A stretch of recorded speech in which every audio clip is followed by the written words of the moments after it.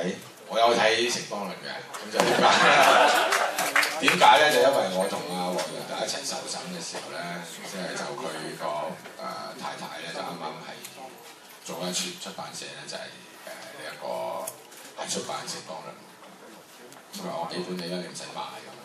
而我亦都喺個審訊嗰陣時非常之無聊，咁我亦都有睇過《城邦論》。咁其實我第一次同阿陳文老師即係講嘅時候，我已經俾咗一個即係最公允嘅評價俾佢，佢就係一個書寫嘅人。咁書寫嘅人當然係自由度非常之大嘅，即係佢係即係不停咁樣去寫佢對呢個世界嘅睇法。咁其實《城邦論》陳文老師都覺得，即係其實係因為佢好多謝啲網友咧，將佢喺個網上發表嘅嘢咧整理咗，所以其實中間有啲重複啊或者矛盾嘅嘢咧，佢覺得即係大家唔使介意，係咁樣嚟，係咪？我真係佢嘅忠實讀者嚟。城邦論嘅問題，我覺得有一個最核心嘅問題，如果即係話以文化去，即係文化氛圍，或者以呢個文化或者去做一個建立一個城邦或者一個政治實體嘅問題咧，就係個文化問題。咁呢個文化係點形成嘅咧？係點樣累積嘅咧？點樣沉澱嘅咧？點樣喺未來會發展咧？呢個一定要諗。其實陳老師講嘅嘢就係大約係呢一樣嘢，因為即係當然佢嘅，因為佢係一個書寫家啦，佢就冇必要去話即係話我前文同後理喺邊度對應嘅，佢冇需要咁樣做嘅。書寫人就係話我講俾你聽，其實係大部分能夠感染人嘅人咧，都係唔係一個結構一個好宏大理論嘅理論家。你睇下呢個孔子啊、蘇格拉底啊啲即係用語錄睇嘅。咁當然陳老師今日都未出，即係未厲害到有語錄睇啦，係咪？如果係咧，你哋更加癲啦！一句語錄已經搞掂啦，一句頂一萬句就係咁嚟嘅，係咪？仲有呢個5個偉大啊，係咪？仲有個偉大的天才。我覺得陳文老師其實，我覺得佢而家已經唔係一個即係人啦，佢已經變咗個神。個意思就係話，即係佢講咗，其實佢可能都唔知道有咁嘅後果，或者佢可能係唔知道有人會喺佢下邊詮釋佢嘅嘢。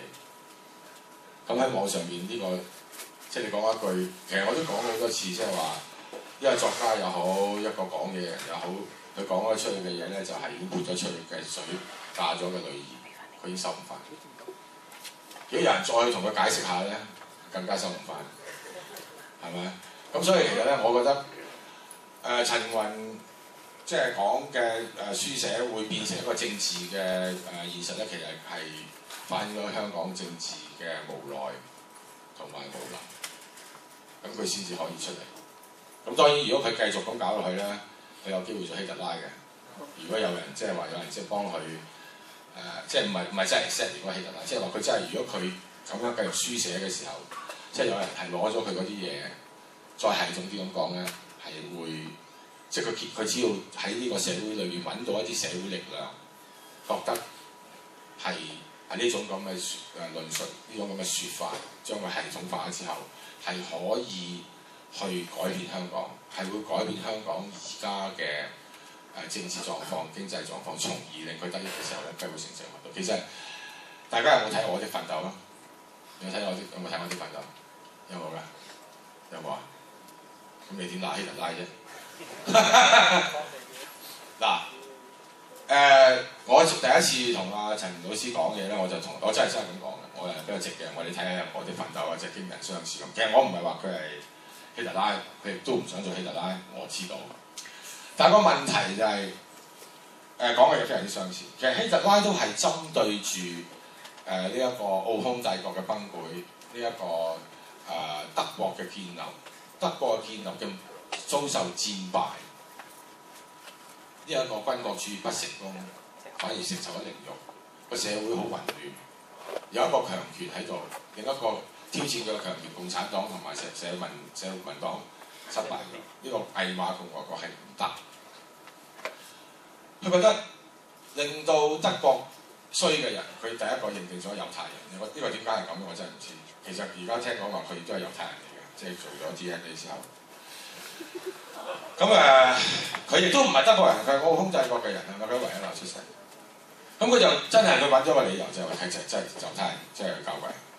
猶太人搞鬼，猶太人裏邊咧，你要明白好多共產黨人都係猶太人嚟嘅，呢個又係驚人的即係發現啦，係咪？托洛茨基又係，馬克思又係。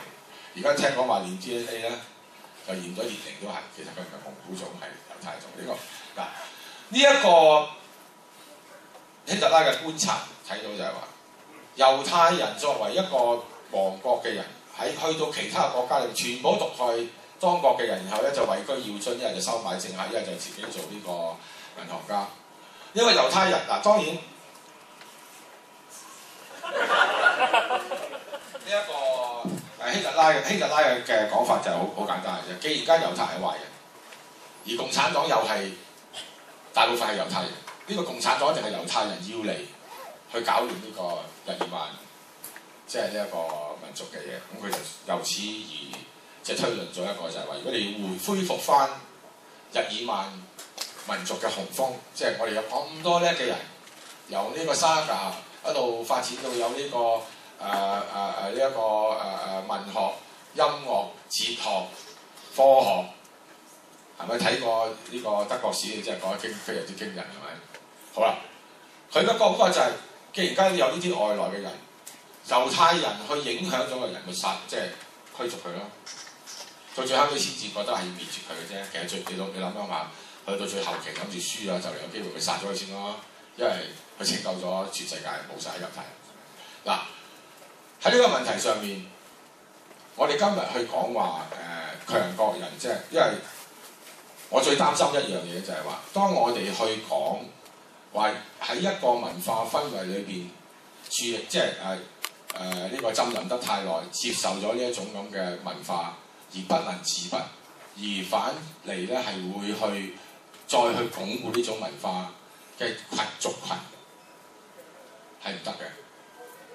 OK， 其實呢個只就係我哋講嘅，大家所講嘅強國人裏邊嗰啲漁民啦、農民啦，或者嗰啲壞人啦。OK， 好啦，咁你要引申一個問題。如果今日我喺度講話嗰啲人都值得同情嘅喎，其實我又中埋嘅喎，就係、是、我仲衰過佢哋，我無需要接受嗰個強權，我喺呢一個香港咁自由嘅氛圍裏邊，都走去講一啲嘢話反對呢、這、一個由城邦論衍生出嚟嘅蝗蟲論或者呢個文化國族論，呢個係非常之危險嘅事，因為佢係太遠，即係可以由此係形成一個點樣講啊？大於族群嘅概念，呢個係非常之危險嘅，我覺得非常之危險。因為所喺網上，因為我就唔睇網嘅，陳老師講咩或者陳老師啲人啲擁躉講咩或者鬧陳老師嘅人，我完全唔睇㗎。大家今晚唔使寫嘢鬧我，或者讚我。嗱，我覺得呢個係非常之危險嘅事。呢個係會形成咗一種咧所謂即係極端嘅精英主義。佢係以呢一樣嘢，佢會形成好多嘢，但係我都唔想做類比，因為做類比咧就係共平緊法西斯主義，其實都係一樣咁嘅嘢。你講唔得㗎啦，我又攞咗個權柄，你哋個個法西斯主義除咗你睇到嗰啲硬鬼有軟㗎，咁咪成立啲委員會咯嗱。如果你宗教整個宗教委員會，你婦女整個婦女委員會，你四眼整個四眼委員會，你全部有持份嘅一個討論。我喺上面 supervise 你哋搞唔掂，我幫你做一個決定。法西斯主義即係權柄主義啫嘛，係咪？嗱，呢啲咁嘅嘢，我今日見到大家都係離開本題講，我又講鬆啲。所以其實我覺得，如果我哋不能夠喺香港去講清楚乜嘢叫做華夏文化嘅時候，咁你當然係用華夏文化嚟作為一個復國或者係作用華夏文化作為一個建國，個基礎係非常之值得可以嘅。第二，因為華夏文化呢個概念已經停咗。其實我覺得陳老師大部分即係以前有啲我冇睇㗎，你有啲喺信報嗰啲專欄有睇。即係其實係由於針對於呢一種蝗蟲文化或者你叫乜春都好啦，即係由中國共產黨統治之後去發揚光大嘅專制思想，包括有中國嘅文化、在內，又有外國嘅極權主義在內，唔好理佢啦。總之有大集會。其實中共都好簡單，我講過好多次。佢今日仲咪攞呢件 jacket 出嚟着，叫馬克思主義啊！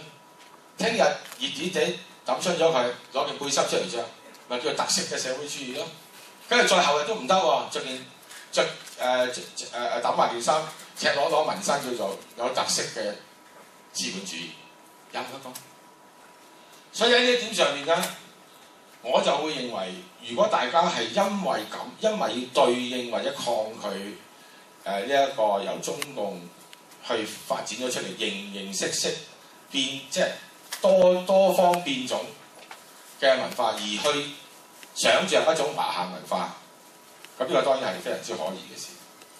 如果你講話佢孔誥烽講話台灣，咁你去台灣台南市有個叫做台灣國立文學館，真係睇幾日都睇唔完啦！嗰啲書係咪？咁我哋香港有冇咧？有冇人整理得有喺邊度咧？係咪呢？即係我哋一定係，如果你話我哋真係，其實我覺得文化建國論或者文化城邦論咧，唔係冇合理嘅地方。但係如果作為一個政治嘅論述咧，係必須要更加深入咁去研究。尤其是當我自己覺得會產生一個一個城邦去迫害其他嘅城邦，或者一個城邦去凌駕另一個城邦嘅時候咧，呢個係非常之我要首先要講明。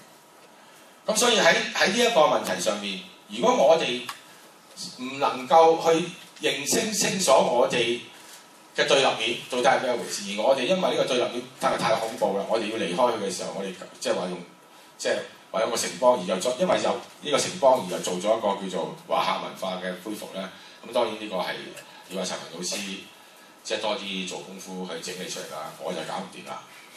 呢個第二個問題就係咩咧？由此而衍生嘅問題就係、當我哋話香港作為一個城邦，或者任何一個地方作為一個佢覺得佢有一個 unique 嘅即係獨特嘅地方啦，文化可以獨立，種族可以獨立，經濟可以獨立。嗱，如果我哋話我哋嘗試用城邦呢個概念去處理中國嘅現實政治問題嘅時候，咁個問題就嚟啦，點劃分？呢個係一個大問題。第二就係話，同呢一個我哋想像，因為我覺得其實有一個 paradox 大家會處理嘅。陳老師咧就其實講咗一個 paradox， 即係一個悖論出嚟，就話佢話：如果我哋如果我哋係去處理成個中國嘅問題，即係想成個中國都變好，係好難，因為點解咧？因為佢寫嘅嘢非常之龐雜啦，我姑且係講一講。如果唔啱咧，陳文老師指正我。第一個就係話，佢哋有一部分嘅人浸淫得太耐啦，忍受呢樣嘢太耐啦，改唔到。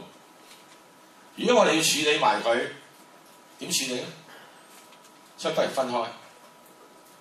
第二個就係、如果我哋要處理埋嗰啲嘢，反而嗰個同我哋有機會去bargain，或者有機會去睇下我哋嗰個城邦嘅要求嘅人都覺得喂，你太多事喎，唔俾你，係咪？係咁處理啊嘛。咁所以其實個問題就係話，如果唔處理呢個問題之唔處理，其實係一個如果喺政治學上面或者經濟學上面叫讓渡，即係話，呢個盧梭喺處理主權問題，即係人嘅主權點解可以受代議政制嘅剝奪咧？佢就講你冇辦法 give in 㗎，因為你成日都話你個主體，咁多個主體點搞咧？嗱，呢個讓渡嘅概念，即係話我讓翻啲嘢俾你啦，我明知係我俾你，呢個概念行唔行得通嘅咧？即係話我唔處理你嗰啲問題啦。第一，我唔認為處理到；第二，處理對我冇乜着數。咁不如就咁啊，簽個約啦。我唔理你，你唔好理我，你俾我城邦自治得唔得啊？咁樣樣，我覺得呢個問題係一個悖論嚟嘅。如果悖論就非常之斯文。如果用一個鹹濕啲嘅例就係咁啊，就係如果我女朋友俾錢我去叫雞，我一定去叫雞，就咁簡單。你會唔會啊？你女朋友會唔會俾錢你叫雞？所以陳老師佢亦都要處理呢一個問題，就係話當佢去嘗試咗政治化咁去處理呢、佢整個論述嘅問題嘅時候。第三個我想講嘅就係、倒翻轉，即係話我哋作為呢一個華語區裏邊嘅一個城市，我哋點樣處理我哋周邊城市嘅問題咧？唔好講國族，咁呢個廣州咧，福建邊個城市最大？廈門啦、華夏係嘛？即係如果當城邦論作為一個論述，而佢喺實際上行嘅時候，必然會引申就係話，咁其他城邦點？如果佢話喂，我同你一齊啊，或者佢反對你啊，咁你點咧？其實呢個講法喺我哋嘅過去唔係冇出現過，毛澤東咪主張聯省自治係咪？去除張敬堯，即係軍閥趕咗佢走，我哋湖南自治，跟住咧湖南再揾其他人同我哋一齊去爭取自治，咪冇呢啲嘢。咁所以其實喺呢點上面，如果我哋將我哋呢個整個經驗去即係如果陳老師係用書寫嘅方法而一路開始，亦即係建構一個論述嘅學派嘅時候咧，就必然要做啲功夫嘅，係咪？即係如果孔生講話，喂，台灣嘅獨立運動同我哋或者台灣而家希望一國兩府，其實台灣好大機會用一國兩府嘅講法啦，係咪？即係一個國家兩個政府啦。嗱，呢啲咁嘅論述，同我哋喺香港有乜嘢相似嘅之處？有冇值得借鏡之處？喺歷史上、喺文化上面，或者係一個我哋同呢個中華人民共和國呢一個政治實體同埋經濟體系嘅關係係點？嗱，呢啲嘢一定要做。如果唔係，你冇辦法去做，就等於即係我琴日喺呢一個叫乜春嗰個愛與和平佔中運動，你唔可以淨係話我幾時幾日喺邊度做，我幾時幾日就會咁樣做，我打算點做？個問題就係、你嘅對手會喺其他嘅地方去攻擊你啊嘛，就係將你嗰個即係有學術資咁講，即係當你嗰個嘅終極關懷同埋嗰個即係嗰個合理性不停咁攻擊啊嘛。你唔頂住佢，淨係話我將會去旅行啊！我將會冇意思㗎，你去旅行會你死㗎！你唔好去，我為你好，你唔好去啦。或者你話你去旅行，佢話你去南極旅行唔得㗎，其實我唔係去南極旅行，我係北國去旅行㗎嘛。佢話你去南極旅行唔俾你去啦。所以喺呢一點上面咧，我就會覺得我唔同意阿陳老師嘅講法啦。但係我覺得佢係書寫人嚟咧，咁樣鬧你都冇意思嘅，其實即係大家講喺度講。嗱，我就認為我自己嘅立場，因為我係一個左派，我覺得其實即係國族嘅問題、貧族嘅問題，只不過係即係嗰個階級壓迫嘅一個反應嚟嘅。你解決唔到呢個問題係冇意思嘅。即係左派台獨嗰個講法，即係孔生成日同你講頭，你問下佢，左派台獨講法當然係從成個亞洲嘅資本主義同全球嘅資本主義出發去得出，即係呢個台灣應該獨立於中國啦。係咪？或者台灣係應該獨立於日本啦。所以喺呢點上面咧，我就會認為，如果我哋今日去處理，即係因為咧老實講，成軍論也好，邦城論也好，咩左膠論也好，其實我覺得今日我要處理一個問題，就係點樣面對中共。咁如果面對中共嘅問題咧，無論你中意也好，唔中意也好咧，你中意啊戴耀廷教授也好，唔中意佢也好，即係呢個7·1佔中，你中意佢又好，唔中意又要處理㗎啦。係贊成參與。杯葛將佢變咗佢，或者取而代之。嗱，我自己咧就唔中意空泛咁討論嗰個問題，所以其實我覺得希望各位即係喺度聽嘅朋友，如果我哋面對中共一個咁嘅強權嘅時候，其實我自己嘅睇法就同阿陳老師嘅睇法咧就非常之，即係我簡單到不堪。我個睇法就係、而家我哋全部面對嘅問題，除咗以前我哋極之憎惡嘅一黨專政，即係共產黨一黨專政之外咧，呢一個共產黨一黨專政嘅社會內容同埋佢嘅呢一個階級基礎係唔同咗啊嘛。而家自從2001年呢一個加入咗 WTO 之後咧，連共產黨都估唔到自己真係嗰隻手伸到咁遠嘅，即係佢不單止係伸到去南美洲非洲度買嘢，亦都喺香港呢一個佢已經控制咗嘅特區裏邊咧，係大量利用我哋作為一個金融資本主義嘅橋頭堡，去從事對全個世界嘅開放同剝削。喺呢個過程裏邊，我哋可能分到少少好處，但係你會睇到佢對香港嘅統治係更加深刻，即係更加係有機性嘅 organic 嘅。點解咧？如果你話以前我用民建聯你就明㗎啦，因為用舉例最容易。民建聯或者呢一班中共即係叫佢去做呢一個嘅應聲蟲走狗嘅保皇黨啊、建制派咧，其實以前係包養嘅。咩叫包養咧？大家知啦，即係養小老婆。陳老師冇養過㗎，我解釋俾你聽。就係你直包咗個女人，咁嗰個女人就係你㗎啦。咁你當佢服侍你，或者如果打交嘅時候，佢打第二個人啦。呢個就叫包養。但係當共產黨喺1997年佢個成個嘅加入呢個世界嘅全球化，通過2001年嗰個加入世貿更加犀利嘅時候咧，呢班咁嘅包養嘅小媳婦咧就變咗開妓寨啦嘛。之後佢自己本身隨住全球化喺香港嘅運作，而中國嘅資本處於一個越嚟越壟斷嘅地位嘅時候，呢班人佢不單止係俾人包養，自己都開妓寨，自己都剝削人。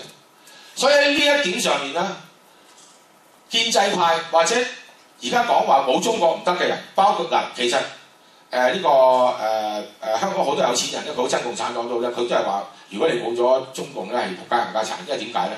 佢真係覺得係仆街冚家產，因為點解佢冇錢揾？喺呢點上面咧，呢一個變化，我覺得先至係個最核心嘅變化。其他係因為呢一種咁嘅變化而引領出嚟。譬如而家老實講，以前有乜資格同我哋講嘢啫？地鐵嗰度，而家就係因為佢大量有錢，攞嚟使錢，大有就喺股市使，細就喺嗰條咁嘅咩春街啊廣東道嗰度使。總之佢哋覺得佢哋嗰個即係嗰個亢奮感，嗰個大國三民主義嘅感覺，唔係嚟自傳統文化，唔係嚟自共產黨佢嘅教育，而係因為呢一種喺全球化裏邊，佢哋覺得佢係作為一個全球化裏邊嘅得益者嘅一種傲慢亢奮。你唔信？你走去外國睇佢都係咁，未必，但係對香港人係咪啊？第二個即係講多少 expect 嘅問題講，其實好多人都係咁嘅，鬼佬都會縱壞㗎。我識咁多鬼佬，佢喺外國冇菲傭咧，咪自己執嘢咯，自己洗底褲咯，自己湊仔湊女咯，自己揸車。嚟到香港係 expect，大把錢咪習慣咗使菲傭咯。喺外國從來唔去酒吧叫雞，因為貴啊嘛，又肉酸。而家自己行到去灣仔已經得啦，又搞。嗱，所以係會呢啲咁嘅突然間得到嚟嘅財富，或者由於呢種咁嘅得到財富而帶嚟嘅一種支配感覺咧，係好容易融合咗落去我哋傳統嘅中國文化裏邊嘅所謂君臣父子，我係皇帝，你係臣民，係會有呢啲咁嘅結合，又唔係我去做嘅，因為呢一個係嗰啲文化人去做嘅。嗱，喺呢點上，我同阿陳老師嘅睇法就唔同。其實你講翻呢個台灣嘅即係國民黨戰敗走到去台灣嘅時候，佢係帶咗咁多錢去，佢係將台灣所有日本人嘅嘢係用公買嘅方法收晒嘅喎。你唔好忘記個228班，點解有200啊？記唔記得啊？就有條友去賣嘅嘛，女人去賣煙啊嘛。咁賣煙就專賣局噶嘛。咩叫專賣局啊？係要呢個國民黨政府俾個拉神你，徵咗稅先俾你賣啊嘛。你賣私煙就拉啦，即係而家我哋都係一樣噶啦。不過我哋而家就文明啲啫。咁嗰個阿林女士俾人收晒啲煙，俾人屈，咁你抱住佢大腿，我俾翻我一仗，不過一槍打死佢啫嘛。就係咁嚟啫嘛。所以如果我哋去睇翻國民黨一黨專政嘅形成，佢喺大陸又係因為1927年呢個蔣介石即係屠殺咗共產黨之後，收拾埋啲軍費之後，而形成咗一個以4大家族為本位嘅一個資本主義嘅壟斷。佢搬到去台灣一樣係咁樣樣，只不過係喺日本人裏邊順手攞埋，呢個就係點解台獨點解要崛起於台南而不是台北？因為台南嘅人都黑得緊要，台北嘅政治同埋政治文化中心，台北嘅知識分子去結合呢個台南嘅即係台灣裏邊嗰啲所謂本省人，係咁樣嚟咯。即係如果你要研究啊，咁當然今日到民進黨，即係如果你話要我講，我都講一堂我得啦，講台灣嘅嘢，因為我都睇咗好多，我都識好多呢咁嘅人，所以你都唔能夠，我覺得你叫咩名啊？孔生唔能夠亂咁喺度舉台灣嘅例，係絕對不能，即係你真係唔可以咁樣舉。其實你話台灣人嘅獨立意識，即係最少係搶先幾樣，第一個就係、即係新興嘅資產階級苦於呢個國民黨用呢、政權去打壓佢哋。呢啲打壓唔係話淨係攞錢啊，拉人啊，拉槍斃啊，係咪？而民眾覺得冇希望，其實最簡單嘅一個例就係一位叫白亞燦嘅年青人，當然佢背後係有啲背景啦。佢就寫一封信問蔣經國，你會問乜嘢咧？其實同阿陳生仲有陳文雲嘅差唔多，你唔好阻呃我蔣經國，你呃人，你講大話，你成日話反攻大陸，反你老豆咩反？你再唔搞台灣，你唔好成日話反攻大陸就應該台灣冇民主。唔好話成日反攻大陸，又話台灣有關稅。唔好話反攻大陸咧，就有一本魯迅嘅書拎去打靶。呢位朋友問一問，即係成個問題嘅重心嘅就係、嗱，所以我哋喺今日去處理話香港呢一個作為一個異於，而且亦都係實際上面係分離於呢一個中共政權嘅地區咧，我哋係要諗問題。但係，我覺得係好長，靠陳老師一石激起千重浪係冇用，因為點解你一定要回應佢？因為文人就最慘，冇人要回應佢。我就唔同意阿陳老師嘅意見嘅，即係但係我就唔想喺度今日同佢辯論，因為老實講，第一神龍見首不見尾，都唔揸住佢邊度好，係嘛？我又冇做過論述，嗱呢個亦都唔係。我話陳老師嘅時候咧，我唔係話我自己叻過人，我渣過人，因為我都冇乜點做論述，我都係講，好少話寫。如果一個唔寫嘢嘅人咧，去批評你話咧，其實係唔係太公道？因為點解咧？佢翻嚟，佢就算想揸住我嘅姑姑都唔得，而家因為我姑姑係周圍飛嘅，佢翻嚟攻我要害。咁所以其實我一路以嚟呢啲咁嘅場合咧。尤其是我唔覺得大家係支持中共啊，支持有錢嗰個人，我覺得都好輕鬆。你中意鬧我就得，中意讚我就得，你唔聽我就得。我就係即係用一個交流嘅即係心情嚟。我覺得其實而家成個問題，即係陳雲老師嗰個城邦論出現，其實係反映咗香港政治上面嘅非常之可悲無奈。因為原本應該提出嚟嘅人冇提到。其實陳雲講咩啫？就係話你唔使，喂，你係再好似以前咁諗唔得㗎啦，整啲新嘢啦。嗱，至於新嘢係咪得唔得？即係話以呢個自閹嘅方法，或者以呢一個互為不存在嘅方法，去爭取佢哋唔能夠唔攞我哋嘅自由，得唔得嘅咧？呢個當然係呢個本身。呢個悖論一聽落已經唔得㗎啦，但係個問題就係話點解呢個悖論陳老師會講出嚟咧？呢個就真係我覺得佢係始終覺得就係話呢隻係金蛋嚟嘅，中共係唔敢整爛佢嘅。咁如果我哋呢個690萬人努力一搏，可能會出現新加坡嘅奇蹟，就咁簡單嘅啫。咁當然如果你講到新加坡嘅時候又唔同啦，係嘛？新加坡嘅奇蹟就係新加坡想留喺度要踢佢走啦。呢個亦都係因為當時馬來西亞獨立講完㗎啦。馬來西亞獨立嘅時候，呢個東姑阿都拉曼驚住新加坡作為一個咁最大嘅華人華語區，一加入呢個大馬聯邦嘅時候，佢瓜柴啦，咁咪踢佢走啦。咁呢啲新加坡點解後來又變咗一個獨立國家嘅存在咧？當然係有好多嘅因素，有國際嘅政治因素，有地區地緣政治嘅因素，係咪？咁呢個不能，即係我就覺得。我自己認為，我同意阿孔生嘅講法，孔科嘅講法。